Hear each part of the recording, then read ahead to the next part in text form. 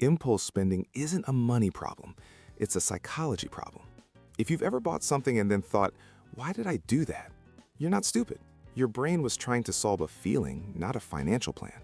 Impulse spending is usually one of three things: mood repair, stress, sadness, boredom; identity repair, I want to feel successful, attractive, ahead; friction-free buying, it's too easy. So if you try to control it using discipline, you'll fail, because you're fighting your own nervous system. The solution is not stronger willpower. The solution is better rules.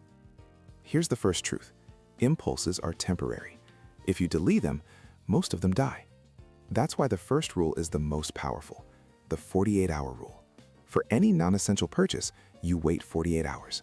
Not because you can't have nice things, because you want your purchases to be decisions, not reactions. Now here's what happens in those 48 hours. Your emotional spike fades, your brain returns to normal, and you start asking smarter questions. Second rule: make spending harder and saving easier. Remove saved cards from websites, delete shopping apps from your home screen, turn off one-click buy, unsubscribe from promo emails. Put your savings in a separate account not connected to your card.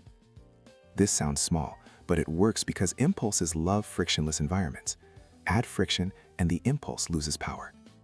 Third rule: give your spending a container. Most people impulse spend because there's no boundary, so create a weekly fun money limit in a separate account.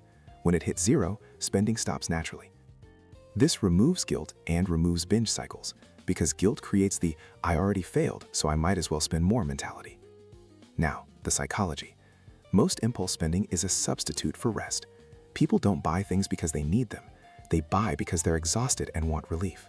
So the fourth rule is: replace the impulse with a cheaper reset. Before buying anything impulsively, you do a 10-minute reset. Walk, shower, drink water plus snack, message a friend, write the feeling down. Then you decide. This simple pause breaks the link between emotion and spending. Finally, the big one. Impulse spending is often identity. You're not buying the item, you're buying the version of yourself you imagine you'll become. So ask, am I buying this, or am I buying a fantasy? When you see that clearly, the craving loses its magic. Now, let's turn this into a practical impulse control system you can run every week without feeling deprived, because the goal isn't to stop spending, it's to stop bleeding. Here's the impulse spending system that works because it uses psychology, not shame. Step 1, identify your trigger. For 7 days, every time you want to impulse buy, write one word: stressed, bored, lonely, tired, insecure, rewarded. This takes 5 seconds, but it reveals everything.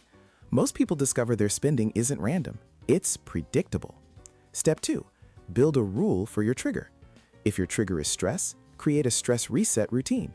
If your trigger is boredom, create a boredom list: gym, walk, learning, calling someone. If your trigger is insecurity, reduce comparison content and stop browsing sales pages. If your trigger is reward, schedule one planned treat per week. Planned treats protect your sanity. Random treats destroy your budget. Step 3, use the 3-question filter. Before any non-essential purchase, ask, would I buy this if nobody could see it? Will I still want this in 30 days? Does this increase freedom or increase pressure? If it increases pressure, delay it. Delay is how you turn emotion into strategy. Step 4, use a wish list cart. Instead of buying, add it to a wish list note. Date it. If you still want it after 2 weeks, buy it guilt-free. This turns impulsive buying into intentional buying. Step 5, protect your environment. Impulse spending is often exposure.